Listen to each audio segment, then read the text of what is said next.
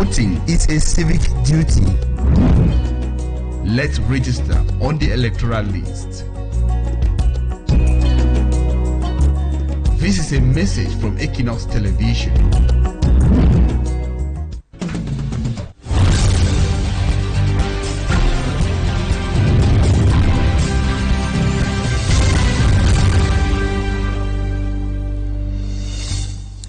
Good evening to all of you faithful viewers of Equinoxe Television. Welcome back from the weekend.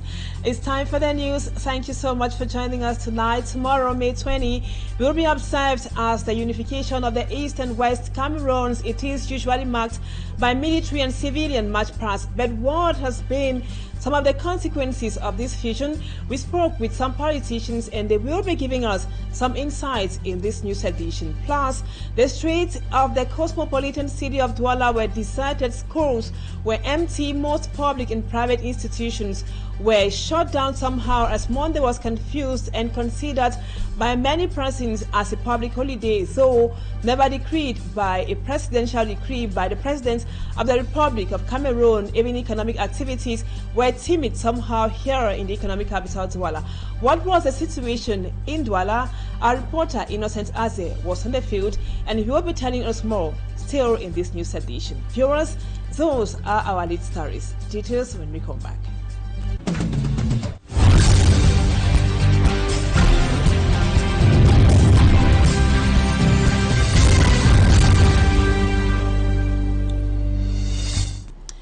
Welcome back, viewers. Thank you so much for the confidence. We begin with these human interest stories. Two persons suspected of being part of a gang of separatist group. They have been kidnapping and demanding for ransom in Santa subdivision that is in the northwest region have been arrested by public security officers, while over to Mamfe in the southwest region, some hoodlums were picked up during a raid jointly organized by the military, the gendarmes, and also police officers. Details of the stories with our reporters Manjik and Gabriel. James, aged 32, and Mofo Hansel, 27, are the latest to fall into the dragnet of the security officers in Santa Subdivision. They have been accused of acts of terrorism, armed robbery, kidnapping, and secession. On the 10th of April 2025, a certain worker of a company was kidnapped, and under duress, they had to pay some money to these young guys for his release. It's from there that the complaint came to us at the Public Security Police Station Santa, where we put everything in contribution in order to arrest these culprits.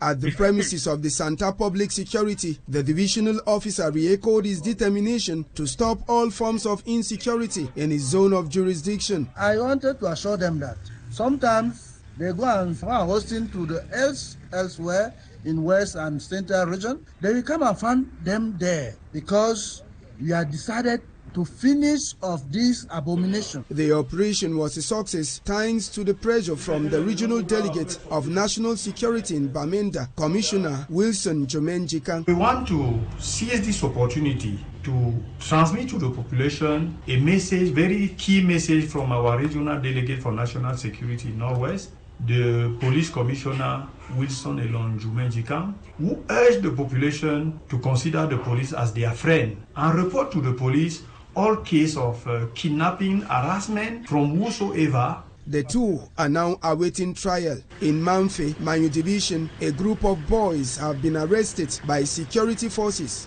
This was during a joint operation of the military, gendarme, and police officers. They were caught in Okoyong smoking marijuana. The operation that was supervised by the senior divisional officer of Manyu falls under Operation Clean Manyu before the National Day, May 20, 2025. And now back to Douala. Inhabitants of Makepe Misoke in the Douala 5 subdivision are calling on the government to implement developmental projects in their neighborhood. Their worries are in line with the absence of potable water in that area and also epileptic electricity supply. Besides these issues, the people also complain about the effects of floods, especially when it rains. Lucy Liengu is here, was at Makepe Misoke.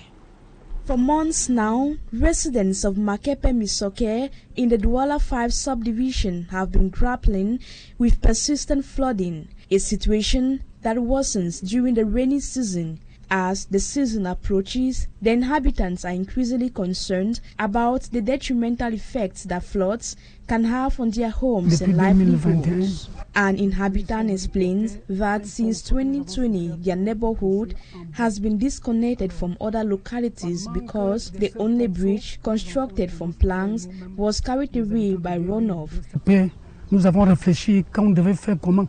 The people of Makepe Misoke also criticize the incivility of some inhabitants who irresponsibly litter in drainage systems. On puisse sensibiliser la population qui jette les ordures dans l'eau depuis Cité et Cacao. Que ces drains soient curés. They suggest that the drainage systems be expanded to facilitate the flow of water and avoid inundation in the neighborhood. Dans les quartiers. In response to the distress calls of the population, a temporary footbridge has been constructed by the Douala 5 Council to facilitate movement, while efforts to build a permanent bridge are underway. It was not easy after our complaints. They heard about our complaints and they built us this bridge.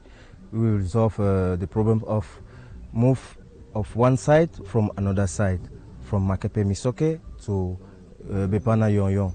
However, in this densely populated area of Douala, the economic capital of Cameroon, other challenges persist, including power cuts and shortage of potable drinking water for households.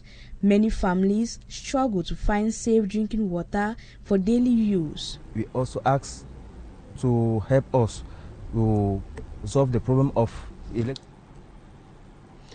And now let's move over to our series on May 20 celebrations. On May 20, Cameroonians who will be commemorating the unification of East Cameroon, formerly French Cameroon, and West Cameroon, formerly the southern region of British Cameroons. A historian narrates how Cameroon took their unitary term through a landmark referendum forging a unitary state. Immaculate Fogwe spoke with a historian. We take this report by Immaculate Fogwe. She tells us that on May 20, Cameroonians, that is tomorrow, they will be commemorating the unification of the East Cameroon, formerly French Cameroon, and West Cameroon, also former the southern region of British Cameroons. A historian, Immaculate, spoke with, narrates how Cameroon took the unitary term through a landmark referendum, forging a unitary state. On May 20th, Cameroonians celebrate a pivotal moment in their history, the unification of East Cameroon, formerly French Cameroon, and West Cameroon, formerly British Southern Cameroons. This unity was formalized through a referendum held on May 20th, 1972. Aidjo consulted Parliament on the 6th of May 1972, and the parliamentarians representing Cameroonians gave their accord to Aidjo's vision. Aidjo's mission was to consolidate Cameroon through national unity and national integration. President Amadou Aidjo championed the unitary system, citing its potential for streamlined governance, economic development, and national cohesion. He appealed to the nation for support in a referendum on a draft constitution that will establish a unitary state. The referendum question was straightforward. Do you approve with a view to consolidate national unity and accelerating the economic, social, and cultural development of the nation?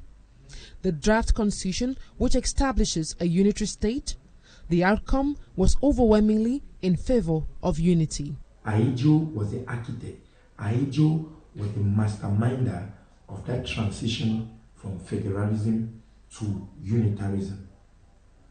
And it must be noted here that his arguments were based on economic and political structure of the nation that consumed the resources that would have been used if Cameroon was a united country. Upon the referendum's success, President Amadou Aidjo declared the birth of United Republic of Cameroon. Sur l'institution immédiate d'un État unitaire. This marked a new chapter in the nation's history. In 1984, the country's name was changed to the Republic of Cameroon by presidential decree under President Paul Biya. And now, what has been some of the consequences of this fusion? On May 20, 1972 marked a turning point in the history of Cameroon. As we all know, through a referendum, the federal state was dissolved in favor of a unitary state. It is considered by many observers and analysts as the origin of the armed conflict which has been affecting the two English-speaking regions of Cameroon for the past 8 years. Babila Jonathan tells us more.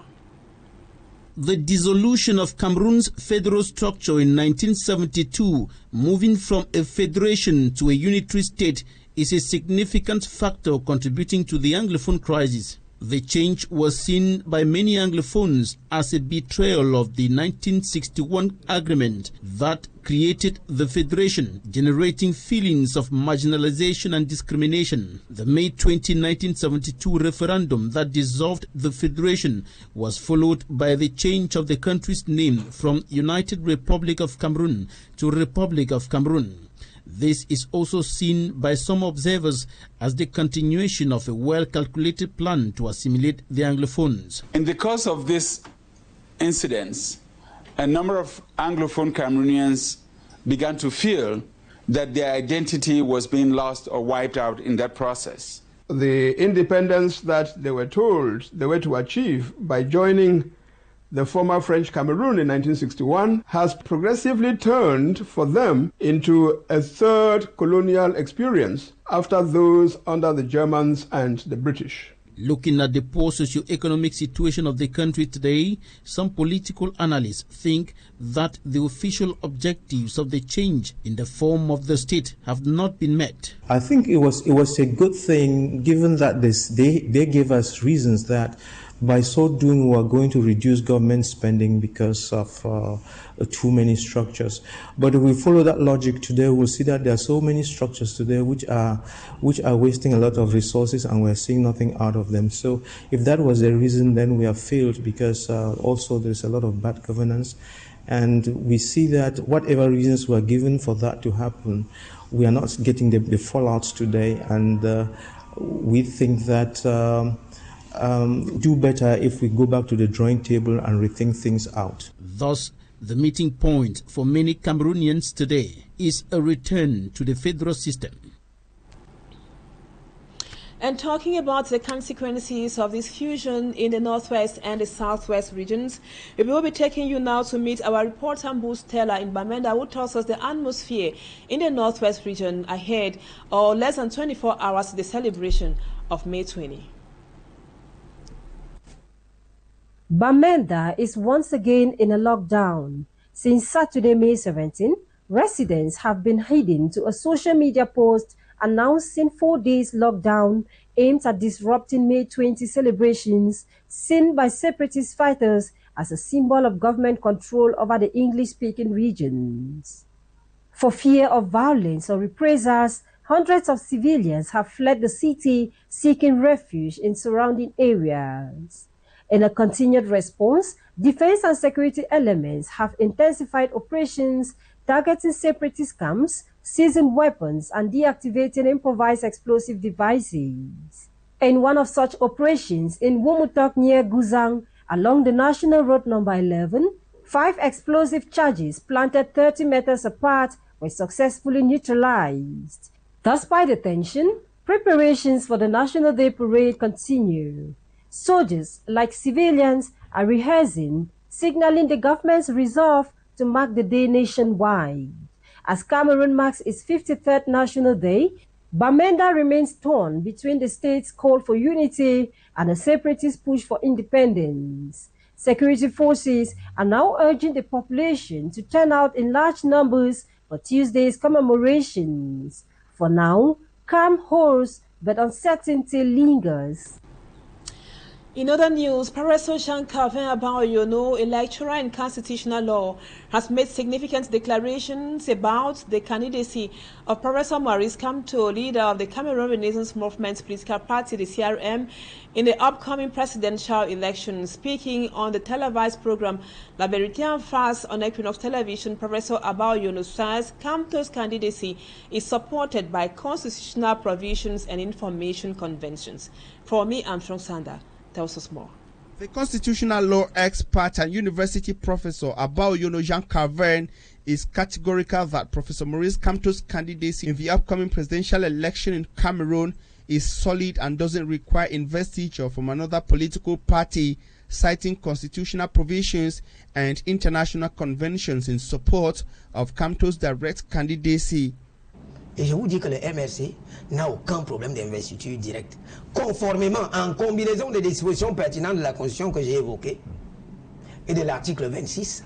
He emphasized that Kamto's party, the Cameroon Renaissance Movement political party, has the right to field its candidate without external interference. However, Abaoyono expressed concerns about the electoral process, noting that the presence of deceased individuals on voter lists, like the case of his village in the South region, undermines the integrity of the system.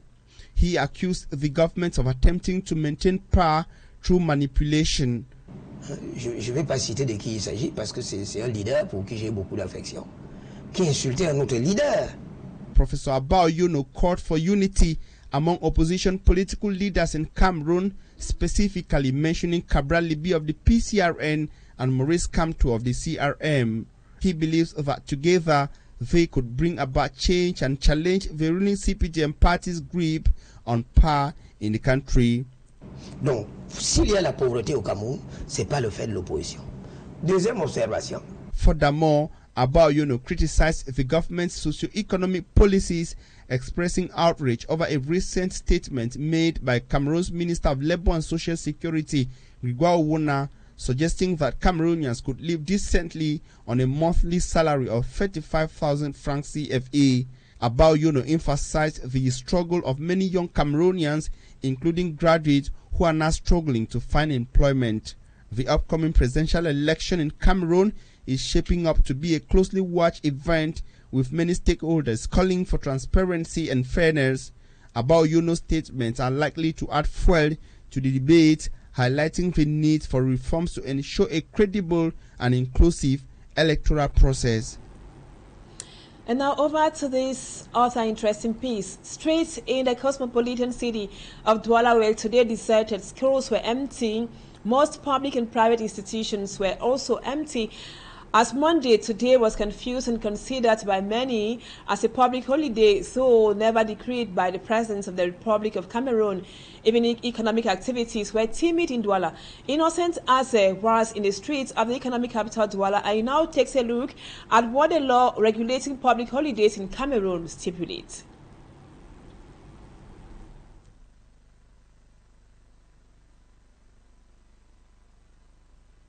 Monday, eve of the National Day, was confused to be a public holiday and not by Cameroonians. No decree from the Presidency of the Republic announced Monday as a public holiday in prelude to 20th May celebration on Tuesday.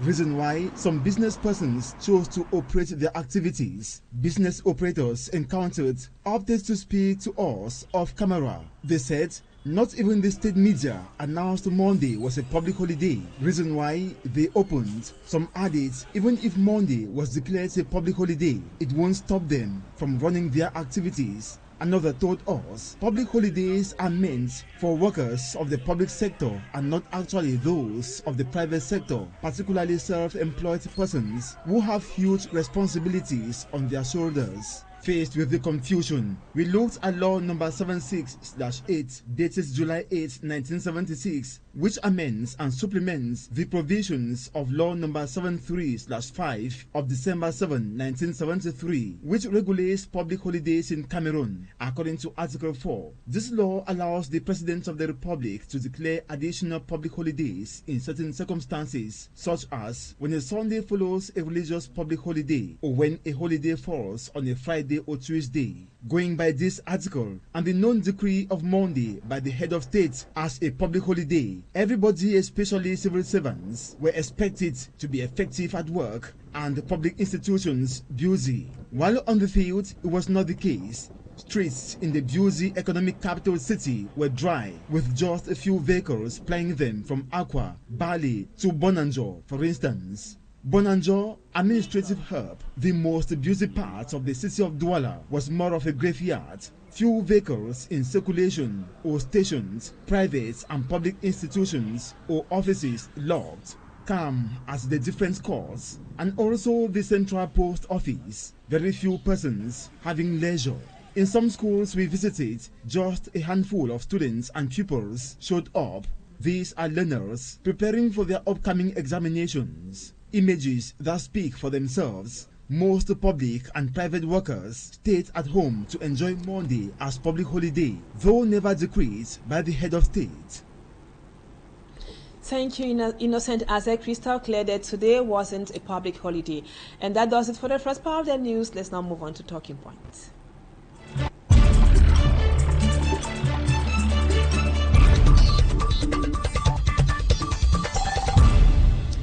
Welcome back, viewers. Our guest tonight is Professor Julius Victor.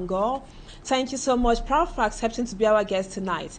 Tomorrow is May 20 and Cameroon is celebrating the National Day. Professor, besides being an author, you are one of the most credible historians in Cameroon. Can you explain to us basically, or to Cameroonians, what we will be celebrating tomorrow, May 20?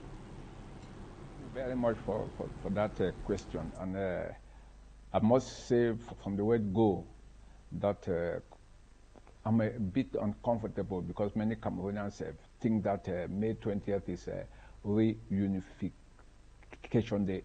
It is not. What happened on May 20th, 1972 through a referendum was the abrogation of the federal system in favor of a unitary system. And this was not, the reason was made very clear. The question that Amadou Ahidjo presented to Cameroonians exactly explained what Cameroonians should be celebrating tomorrow and what Cameroonians have been celebrating on 20th May since 1972. What is being celebrated is the consolidation of national unity. The consolidation of national unity, and Mamadou Ahidjo made that very, very, very clear. And it was geared towards accelerating the economic, social, and cultural development of the country. So that's what Cameroonians will be celebrating tomorrow, 20th of May, 2025. Now, Professor Julius Victor, there has been this controversy or confusion between the National Day and the unification of West and East Cameroon on October 1. Where does this confusion stem from? And can you bring some clarity to what happened on October 1? Unfortunately, there are some Cameroonians who deliberately or indeliberately distort the history. What occurred on the 1st of October 1961 was Southern Cameroon achieving independence by joining the Republic of Cameroon. That's what occurred on the 1st of October 1961. So conveniently, the 1st of October was the Independence Day as far as former Southern Cameroon is concerned. And the 1st of January was celebrated as the Day of Independence of the former Republic of Cameroon, which was former French Cameroon. So it has nothing to do with May 20th as far as talking of reunification of Cameroon is concerned. So that should be made very, very clear. What happened was Southern Cameroon achieving independence on the 1st of October 1961 by joining the Republic of Cameroon. What happened on the 20th of May 1972 was the Cameroonian people expressing their sovereignty were called upon through a referendum to decide whether they wanted the federal structure to be abrogated in favor of a unitary state. And it was in favor of what? Consolidating the national unity of the country. And Ahmadu Ahidjo thought and believed and made it clear that the essence was to accelerate economic, social, and cultural development of the country.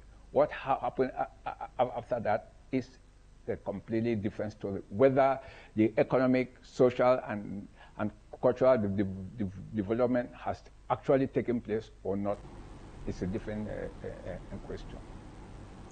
Thank you, Prof. Now, talking about the role the former President Ahmadu Ahidjo played, how did he, I'm talking about President Ahmadu Ahidjo, how did he envisage this concept of national unity? It is appropriate at this point to explain that the abrogation of the federal system in favor of a unitary system in order to promote the consolidation of national unity was based on the fact that there were political differences in the Federal Republic of Cameroon. Very, very bitter political differences. There was also the economic financial problems encountered by West Cameroon, partly because of the way the federal constitution was adopted. There was no constitutional revenue sharing formula. There was also the fear of secession by West Cameroon, because between 1967 and 1970 there was the Nigerian Civil War, and some West Cameroonian politicians wanted West Cameroon to secede, and especially at this time also there was the importance of oil. Oil was discovered in Indian and Victoria Bay, and the exploitation of oil made the Ahidjo government to feel that West Cameroon was going to secede. But it is important to understand that this whole concept of a unitary state was not only from Ahmadu Ahidjo. In 1961, the federal structure was regarded as a transitional measure. The ultimate goal was a unitary state. But also in West Cameroon, and this is important, some prominent West Cameroon politicians also wanted a unitary state as far back as 1961. In July 1961, Peter Motombi Weleta of the CPNC called for a unitary state. And he explained that it was because of the size, population, and resources.